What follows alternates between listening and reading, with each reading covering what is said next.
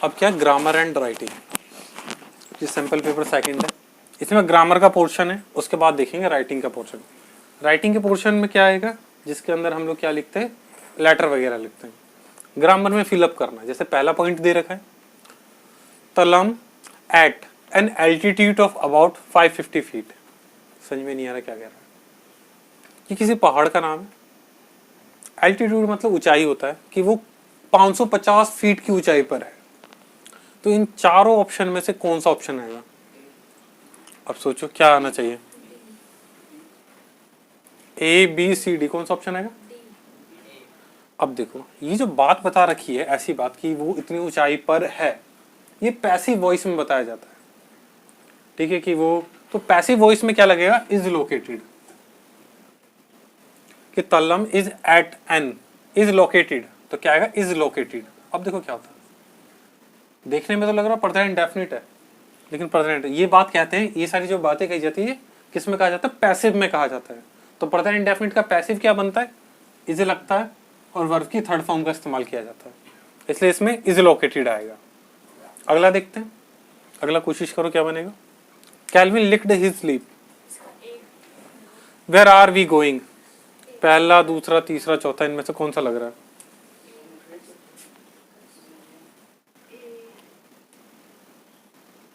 चलो अब देखते हैं करेंगे कैसे। सबसे पहले देखते हैं ये कैसा है। सबसे पहले क्वेश्चन वर्ड वाला है, क्वेश्चन वर्ड वाला है, तो इसमें क्या बात देखेंगे, तो क्वेश्चन वर्ड वाले में डैट नहीं आता, तो ये ऑप्शन खत्म और ये ऑप्शन खत्म। अब सीओडी में से ऑप्शन देखेंगे। अब सीओडी में ऑप्शन कैसे देखेंगे, अब कौन सा लग रहा है, ये वाला लगेगा, ये वाला आएगा। अब देखो डी कैसे आएगा, देखो आस्क्ड तो ठीक है, इसमें क्या लगता है, ना इसमें इफ लगेगा ना दे लगेगा, जब इसे डायरेक्ट डायरेक्ट बनाएंगे ना इफ लगेगा ना दैट लगेगा, तो दोनों में वो बात नहीं है। चलो ठीक है। अब वी आगे वाले को देखकर बोलता, सब्जेक्ट को देखकर, कैल्विन एक है, तो वी इसकी जगह क्या आएगा, ही, तो ही किस में, ये, तो ये वाला ऑप्शन होगा, बिल्कुल ऐसे ये वाला ऑप्शन। अब तीसरा, ये तो तुम लोग आसानी से बताते हो, बचपन से बहुत बोला है, इसमें तो करने की कोई बात ही नहीं है। तो क्या आएगा, मे आई प्लीज कम इन टीचर, दो उंगली दिखाकर। अब इसके अंदर क्या आएगा, ए फ्यू, फ्यू और द फ्यू। सबसे पहले एक बात, फ्यू तो कुछ होता ही नहीं है, ये तो ऑप्शन ही कट गया। क्या होता है, ए फ्यू, द फ्यू, और फ्यू को तो इस्तेमाल ही नहीं किया जाता कहीं पे भी। फ्यू का मतलब था नाम मात्र, एकदम खत्म, है ही नहीं कुछ भी। अब देखो ए फ्यू, द फ्यू और मोस्ट, इन तीनों में से क्या आएगा, मोस्ट कहाँ इस्तेमाल होता है ये बता पहले। नहीं, वो तो मे और माइट का इस्तेमाल होता है। मोस्ट का मतलब तो बहुत ज्यादा, जैसे मोस्ट ऑफ द पीपल। इसमें क्या लगेगा, कार्स विच आर, देखो जब फ्यू के इतने ऑप्शन दे रखे ना, तो फ्यू में से कोई आएगा, आधा जुगाड़ तो ये है। तो इन दोनों में से देखेंगे कि भाई ये हटके दे रखा है, भाई एक ही चीज की तीन वैरायटी दे रखी है, इसका मतलब इन्हीं में से कोई सा आएगा। अब इसके बाद देखो ए फ्यू या the few, cars which are there in parking are white in colour. जितनी, कहते हैं ना, जितनी भी कार है सारी की सारी व्हाइट कलर की है, कुछ का इस्तेमाल नहीं होगा, द फ्यू का इस्तेमाल होगा।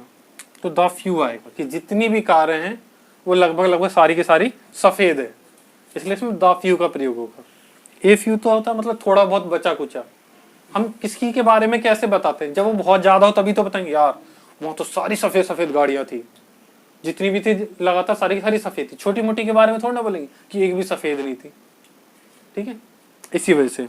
अब आगे करते हैं इसमें अगला क्वेश्चन। मीना टोल्ड रीता, मीना ने रीता से कहा, you work hard if you wish to do well in the boards. अब पहले क्या लगना चाहिए, पहले ऑप्शन तुक्का मारते हो, उसके बाद देखेंगे।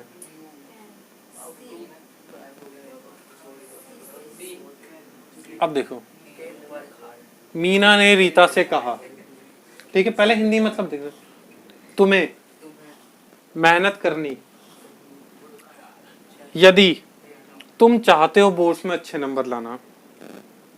क्या कहते हैं हम अगर किसी को कहते हैं कि तुम्हें अगर बोर्ड में अच्छे नंबर लाने हैं तो तुम्हें मेहनत करनी चाहिए, तो कैन तो होगा नहीं, विल का होगा, ठीक है।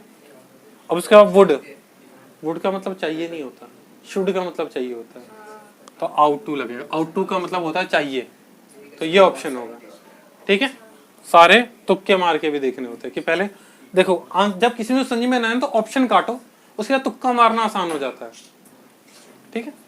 अब अगला शुगर एंड फ्लोर, सबसे पहले ये दो शब्द आ गए, तो सबसे पहले ऑप्शन क्या काटेंगे, देखो इज तो आएगा नहीं,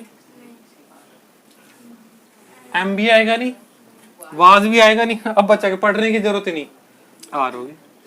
अब मतलब देख लेते शुगर एंड फ्लोर, चीनी और आटा दोनों चाहिए, are needed for the recipe, आधा तो ऑप्शन काट लेंगे, फिर तो जरूरत ही नहीं आगे पढ़ने की, ठीक है। ऐसे में होने के चांस परफेक्ट है कि ग्रामर ठीक हो। एग्जाम में जो लेटर आया हुआ है, अब देखो किस टाइप का आता है, write a letter to the editor of a newspaper expressing your concern about the functioning of government departments, you are Ram and Rama. तो मैं एडिटर को एक लेटर लिखना है कि गवर्नमेंट डिपार्टमेंट्स कैसे काम कर रहे हैं। इन्होंने ब्लैंक स्पेस दे रखा है, इससे रिलेटेड आगे क्वेश्चन होंगे, जहां भी ब्लैंक स्पेस है इससे रिलेटेड क्वेश्चन होंगे पूरा का पूरा। क्या लिखा है, through the column of your esteemed newspaper I wish to draw the attention of the government towards the functioning of the most government department. It is a harrowing experience to have anything done in government office। की मतलब क्या क्या बुरा होता है, ये सारी बातें इससे रिलेटेड आगे क्वेश्चन है, हमें उन क्वेश्चनों को करना है, ठीक है। अब देखिए जो लेटर था उससे रिलेटेड क्वेश्चन क्या है, कह रहा है which option should Ram select for his letter, Ram को अपना लेटर लिखने के लिए इनमें से किस टाइप का ऑप्शन चुनना चाहिए। हम जब भी कोई लेटर लिखते हैं सबसे पहले हम क्या लिखते हैं, अपना एड्रेस, फिर डेट, फिर सामने वाले का एड्रेस, एडिटर को लिख रहे हैं किसको, उसका एड्रेस, उसके बाद सब्जेक्ट ये लिखते हैं। पहला ऑप्शन क्या है, हिज एड्रेस सही है, रेफरेंस नंबर सब्जेक्ट, पहला ऑप्शन तो कट गया। पहले अपना एड्रेस, रेफरेंस नंबर का मतलब किसी बंदे ने रिफर किया है कि इतना रेफर किया कि भाई रेफरेंस नंबर क्या था, जैसे एम्प्लॉय आईडी किसी ने दे दी कि भाई मेरे थ्रू ये बंदा गया है, उसने अपने सिग्नेचर कर दिया, तो लेटर में थोड़ा ना ये बात लिखेंगे हम, एडिटर लेटर में ऐसा नहीं लिखते हैं। हिज एड्रेस, अपना एड्रेस, डेट, न्यूज़पेपर का नाम, फिर सब्जेक्ट, यही option. Choose the most appropriate subject for the letter, letter के लिए सबसे बेहतरीन सब्जेक्ट कौन सा होगा। करप्ट ऑफिशियल, सारे के सारे करप्शन वाले। फंक्शनिंग ऑफ गवर्नमेंट डिपार्टमेंट्स, कि गवर्नमेंट डिपार्टमेंट कैसे काम कर रहा है ये। तीसरा ऑप्शन है government department and the common man, कि गवर्नमेंट डिपार्टमेंट और आम आदमी, ठीक है। Employ overburden the work, मतलब एम्प्लॉय के ऊपर हद से ज्यादा काम है। अब कौन सा ऑप्शन तुम्हें लग रहा है, अब देखो कैसे। सबसे पहले करप्ट ऑफिशियल, दैट ऐसे तो नहीं कह सकते सारे सारे करप्टेड है। दूसरा गवर्नमेंट डिपार्टमेंट, ऐसा तो एक तुम मीडिया वाला शो थोड़ा चला रहे हो आम आदमी और करप्शन का, ऐसा थोड़ा कर रहे हो। ये चीज कब आती है, government department and common man तब आती है जब हम कोई ऐसे वगैरह आर्टिकल वगैरह लिखते हैं, उसका टॉपिक कि आम आदमी और सरकारी आदमी, ठीक है, इसी बीच। तो ये ऑप्शन भी नहीं होगा। एम्प्लॉयज ओवर बर्डन तब, हमें कैसे पता गवर्नमेंट डिपार्टमेंट इतना बर्डन है, हमने तो कभी नहीं देखा। ऑप्शन क्या आएगा कि फंक्शनिंग गवर्नमेंट डिपार्टमेंट्स कैसे काम करता है उसके बारे में, कि गए लंच के बाद आना, ये फॉर्म भर के आना, ये सारी बातें हम लिखेंगे। तो सब्जेक्ट क्या बनेगा, फंक्शनिंग ऑफ गवर्नमेंट डिपार्टमेंट। देखो सारे अच्छे लगते हैं, लेकिन तुम एक लेटर को फॉर्मल तरीके से लिख रहे हो कि इनफॉर्मल। फॉर्मल क्या होता है, इनफॉर्मल क्या होता है, अभी बताओ।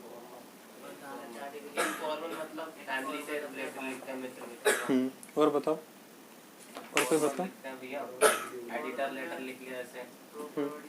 फॉर्मल में हम रिक्वेस्ट करते हैं, इनफॉर्मल में फॉर्मल लेटर होता है जिसका एक प्रॉपर सेंस होता है कि हाँ, कि हम पूरा फॉर्मेलिटी पूरी कर रहे हैं, पूरा बता रहे कि सर रिक्वेस्ट, मतलब एक एक बात को शिद्दत अच्छे तरीके से कहना है।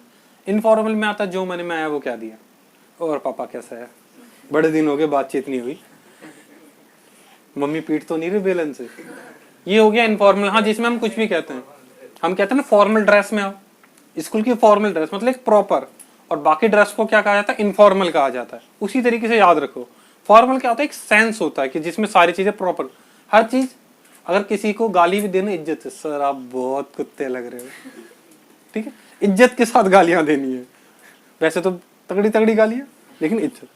तो इसमें जो ऑप्शन सबसे बेस्ट लगेगा, हमें बुराई भी करनी है लेकिन ऐसी नहीं करनी जो मन में यार ये तो सबसे अच्छा लग रहा है, हाँ कि आम आदमी और उसके ऐसा थोड़ा ना रखते हैं हम, कोई अपना साइंस, इसमें फॉर्मल है तो इज्जत से चीजें रखी जाती है।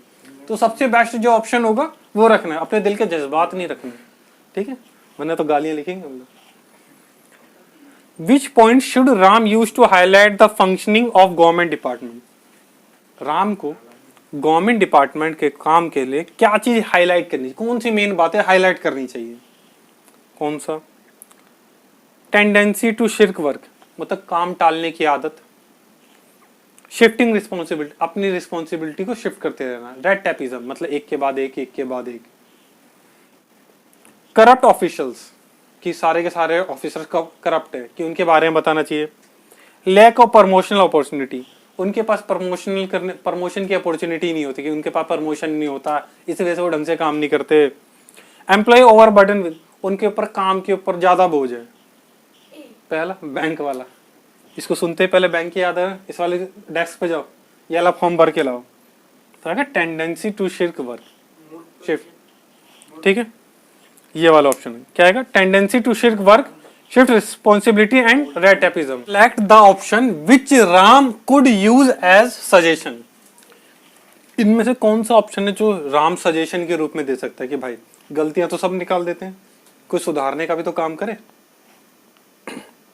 तो कौन सा ऑप्शन हो सकता है? पहला, फिक्स अकाउंटेबिलिटी। अकाउंटेबिलिटी का मतलब होता है जिम्मेदारी, एक तरीके से, मतलब उसके ऊपर, उसके अकाउंटेबिलिटी का एग्जैक्ट मीनिंग आप देखा जाए तो कि अगर किसी को कोई काम दिया गया है तो उसकी रिस्पॉन्सिबिलिटी है कि उसका जिम्मेदार वो है, कि बाद में अगर कोई कमी हुई तो वही जिम्मेदार होगा। Fix accountability for the delay in addressing public grievance, कि पब्लिक की शिकायत लेने में उन्हें देरी हो रही है, वो अकाउंटेबिलिटी, उससे पूछा जाए कि भाई तूने इतना काम लेट क्यों किया, कैसे किया, किस वजह से किया। दूसरा ऑप्शन है, उन लोगों पर भी नजर रखनी चाहिए जो लोग अपना काम जल्दी कराने के चक्कर में पैसा देते हैं। तीसरा ऑप्शन, हमें अपने गवर्नमेंट डिपार्टमेंट सिर्फ ईमानदार लोगों को भर्ती करना चाहिए। चौथा ऑप्शन है, जितने भी एम्प्लॉय उन सबको ज्यादा पैसे देने चाहिए। इन चारों में से कौन सा होगा? यही ऑप्शन होगा, क्योंकि अकाउंटेबिलिटी, भाई कि जिसने काम गलत किया बता तूने किया क्यों। मशीन तो है नहीं हमारे पास, आ जा मेटल डिटेक्टर से चेक करूंगा, थोड़ा ईमानदार है तू, आ जा, ऐसे नहीं करेंगे। अगला, select the option which justifies your answer above. जो तुमने ऊपर आंसर दिया है उनमें से कौन सा इसको जस्टिफाई कर रहा है, मतलब इससे रिलेटेड कौन सा अच्छा है। देखो क्या है, yes it can change the work culture in government office, ये गवर्नमेंट ऑफिस के काम को सुधार देगा। ये अच्छा है जिससे, yes because all officials are corrupt, ये इसलिए अच्छा है क्योंकि सारे के सारे करप्ट आदमी भरे पड़े हुए हैं। तीसरा option, yes because erring employ will stop accepting, जो पैसा लेने वाले आदमी उन लोगों का पैसा लेना बंद हो जाएगा। चौथा option, yes because those of the offering bribe will twice before greasing the palms of the corrupt, उन लोगों के लिए अच्छा है भाई, उन लोगों के लिए अच्छा है कि जो लोग अपना काम जल्दी कराने के लिए क्या करते हैं, एम्प्लॉयज के हाथ गर्म करते हैं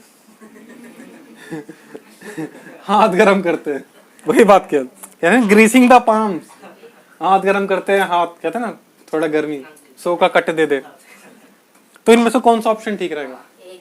ए ऑप्शन, क्योंकि ताकि वो गवर्नमेंट का कल्चर बदल सके, गवर्नमेंट डिपार्टमेंट जो उनका कल्चर चलता आ रहा है कि पैसे लिए बिना काम नहीं करना, उसको बदल सके। सुनने में तो ये अच्छा लग रहा है लेकिन ये आंसर नहीं है, ठीक है।